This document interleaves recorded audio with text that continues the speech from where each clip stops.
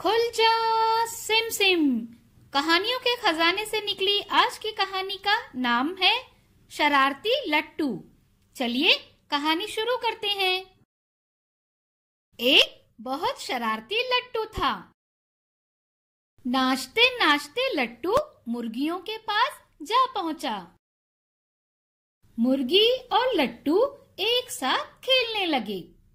फिर वहां मुन्नी और पप्पू भी आ गए। फिर नाचते नाचते लट्टू उछलकर रंग के डिब्बे में जा गिरा। रंग करने वाले ने उसे रंग के डिब्बे से निकाला।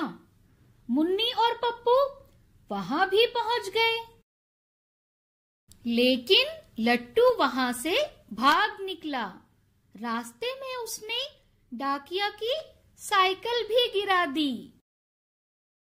लट्टू अब एक घड़ी पर चढ़ गया।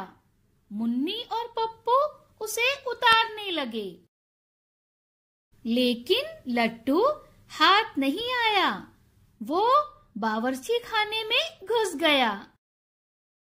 बड़ी मुश्किल से रघु चाचा ने उसे पकड़ा।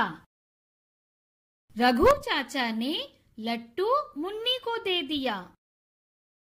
अब मुन्नी और पप्पू लट्टू के साथ खेलते हैं।